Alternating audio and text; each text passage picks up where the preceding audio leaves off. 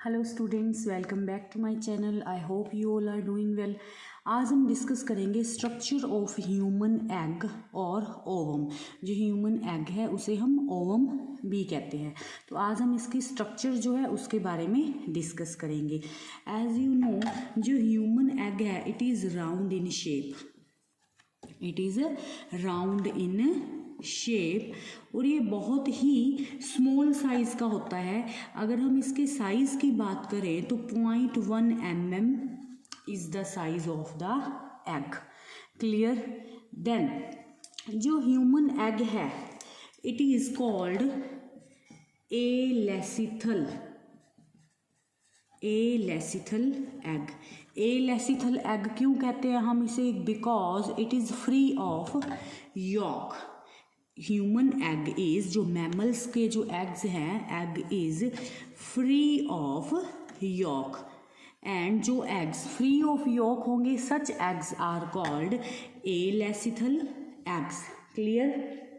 या जिन एग्स में बहुत ही कम, वेरी लेस यॉक का कंटेंट होगा, such eggs are called microlecithal eggs. ठीक है। फ्री ऑफ यॉक जो एग्स होंगे they are called alecithal eggs. And microlecithal eggs कौन से होंगे? There in the egg yolk content is very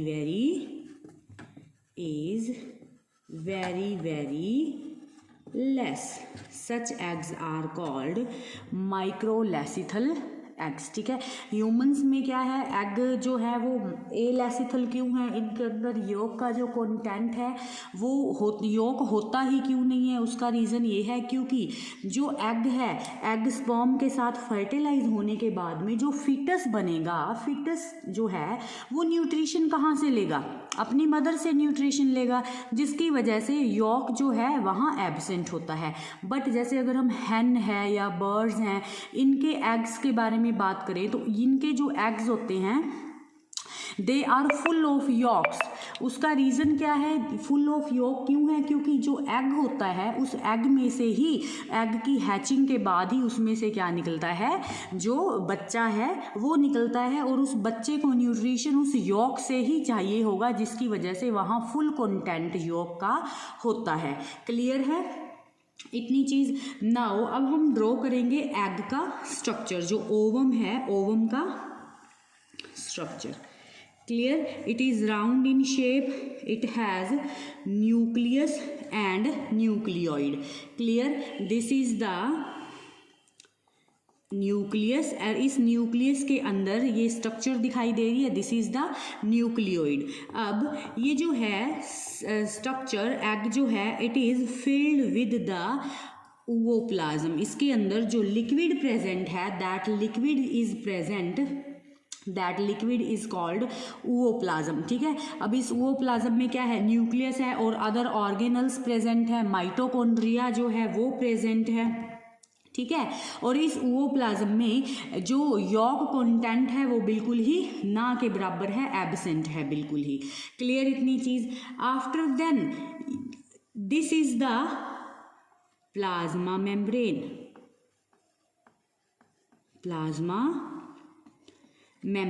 Now below the plasma membrane cortical granules are present.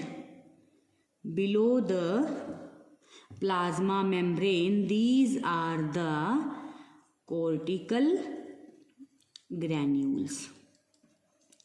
Clear. Now अब इसके बाहर जो cell है, ये जो स्ट्रक्चर है, इसके बाहर एक और लेयर प्रेजेंट है, रेड कलर की जो लेयर है, this layer is called zona pellucida. This is called zona pellucida. अब zona pellucida is very important. ये ग्लाइकोप्रोटीन से मिलके बनी हुई है। किससे मिलके बनी है? अभी in case of mammals, humans की बात करें, मैमल्स की बात करें, उनके केस में zona pellucida is made up of the glycoproteins. और very 1 mark question, it is secreted by egg itself. Clear, ये जो एग है ये खुद ही इस जोना पेल्यूसिडा को क्या कर रहा है, सिक्रीट कर रहा है। That is why zona pellucida is also called primary egg membrane. क्योंकि जो यहाँ से क्वेश्चन आता है कि जो एग है, ओवम खुद कौन सी मेम्ब्रेन को सिक्रीट करता है, तो वो कौन सी मेम्ब्रेन सिक्रीट करता है, जोना पेल्यूसिडा को, और जिसकी वजह से हम इसे कहते हैं it is a primary egg membrane. Again it is very very important. अब देयर इज अ स्पेस, आपको स्पेस दिखाई दे रहा होगा, plasma membrane and zona pellucida के बीच में this space is called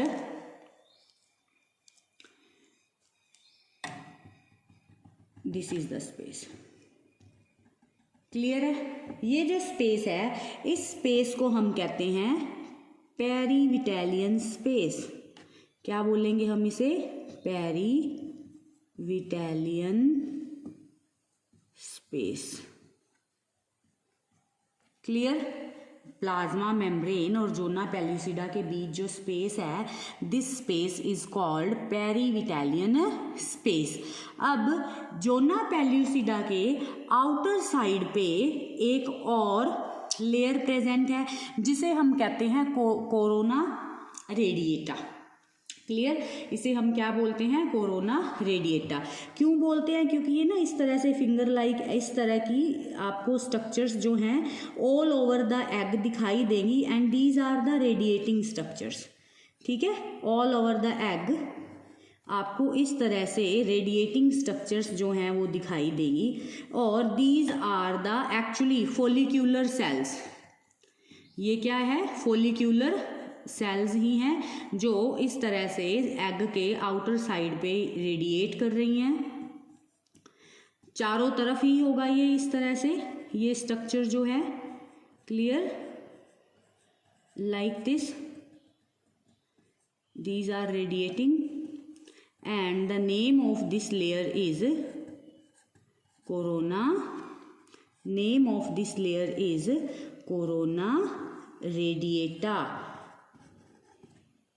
clear, अब कोरोना रेडिएटा जो है it is also thick layer. Zona pellucida भी थिक लेयर थी, corona radiata is also a thick layer. ठीक है, अब कोरोना रेडिएटा जो है it is made up of follicular cells, made up of follicular cells. अब फोलिक्यूलर सेल्स जो हैं ये कहाँ से आई, कल हमने लास्ट जो लेक्चर था, लास्ट लेक्चर में we have discussed about the structure of ovary. तो ओवरी में मैंने आपको जर्मिनल एपिथेलियम बताया था। तो वो जो जर्मिनल एपिथेलियम है, उस जर्मिनल एपिथेलियम से क्या बनता है भाई, फोलिक्यूलर सेल्स का फॉर्मेशन होता है। ठीक है, तो ये जो फोलिक्यूलर सेल्स हैं ये इस तरह से बाहर की तरफ यहाँ पे क्या हो गई हैं भाई, अरेंज हो गई हैं। क्लियर इतनी चीज। Now this layer corona radiata, इसे हम क्या बोलते हैं, it is a secondary egg layer. Secondary egg layer किसके केस में, ह्यूमंस के, मैमल्स के केस में it is a secondary egg layer. Clear इतनी चीज, ठीक है, made up of follicular cells, और इसे हम क्या बोलते हैं, सेकेंडरी एग लेयर्स। अब क्वेश्चंस कैसे आते हैं, या तो स्ट्रक्चर ऑफ ओवम बना दो, ठीक है, और किस जो मैमल्स का एग होता है, वेरी वेरी इंपॉर्टेंट, किस तरह का एग होता है, ए लेसिथल एग होता है। अब एग जो है वो खुद से कौन सी मेम्ब्रेन को सिक्रीट कर रहा है, इट सेल्फ जो सिक्रीट कर रहा है अपने बाहर, तो ये रेड कलर की जोना पेल्यूसिडा को सिक्रीट कर रहा है, जिसकी वजह से it is called primary membrane. और जोना पेल्यूसिडा के बाहर फोलिक्यूलर सेल्स जो हैं उनकी अरेंजमेंट है जिसे हम बोलते हैं कोरोना रेडिएटा, और इसे हम क्या कहते हैं, सेकेंडरी एग लेयर। अब आफ्टर ओव्यूलेशन, अब एक चीज़ और ध्यान रखनी है, लास्ट लेक्चर में भी हमने डिस्कस किया था कि जब ओव्यूलेशन होता है, ओव्यूलेशन के टाइम पे ओवरी में से, दिस इज द ओवरी और ये क्या थी, फिम्ब्रीज और फेलोपियन ट्यूब थी, तो यहाँ ये जो इस एरिया से ये यहाँ पे जो आएगा, यहाँ ओवरी थोड़ी रप्चर होगी, रप्चर होने के बाद ये सेकेंडरी oocyte जो है वो ओविडक्ट के अंदर आएगा और उसके बाद में फिर प्रोसेस होके ये किस में कन्वर्ट होता है, आफ्टर फर्टिलाइजेशन ये एग में कन्वर्ट होता है। तो इस चीज़ को भी ध्यान रखना कि ओव्यूलेशन में हमेशा ही सेकेंडरी oocyte जो है वो रिलीज होगा फ्रॉम द ओवरी, ना कि एग रिलीज होगा फ्रॉम द ओवरी। क्लियर है इतनी चीज? ठीक है। नाउ अब हमने प्राइमरी एग मेम्ब्रेन के बारे में पढ़ लिया, सेकेंडरी एग लेयर जो है या एग मेम्ब्रेन के बारे में पढ़ लिया। अब जो हैन है, ठीक है, बर्ड्स हो गए, हैंस हो गई, ये मैं यहाँ शिफ्ट कर रही हूँ इसको, कोरोना रेडिएटा। ठीक है। अब अगर हम एग की मेम्ब्रेन की बात करें, एग मेम्ब्रेन्स की बात करें, तो हमें पता है प्राइमरी एग मेम्ब्रेन है, ठीक है, सेकेंडरी एग मेम्ब्रेन है, secondary egg membrane. Primary egg membrane कौन है? Zona pellucida. And secondary egg membrane कौन सी है? Corona radiata. ठीक है। एक होती है tertiary egg membrane, tertiary egg membrane, ये किसके केस में होती है? ये एक होती है बर्ड्स के केस में, हैन के केस में। क्यों? क्योंकि इनका एग सबने देखा, आपको वाइट कलर की शेल दिखाई देगी, इट हैज़ एग शेल, और ये जो एग शेल होती है इसे हम क्या कहते हैं? Tertiary egg membrane. और ये जो एग शेल है ना, this egg shell is secreted by the egg shell is secreted by the oviduct। Oviduct means वो जो ट्यूब है, फेलोपियन ट्यूब है, जब एग उस ट्यूब से होके गुजरेगा तो वहाँ पे ही ये वाइट कलर की ये जो एग शेल है, जो कैल्शियम की बनी हुई है, उसकी क्या हो जाएगी? एग के ऊपर इस एग शेल की डिपोजिशन हो जाएगी। क्लियर इतनी चीज़? I hope structure of human egg जो है वो आपको क्लियर हो गया होगा। अब इसकी जो एग है, ह्यूमन एग, कितने टाइम तक रिलीज़ होने के बाद कितने टाइम तक वाइबल रहता है? तो ये 24 आवर्स जो है, 24 आवर्स तक ये वाइबल रहेगा। After 24 hours it will die. Clear?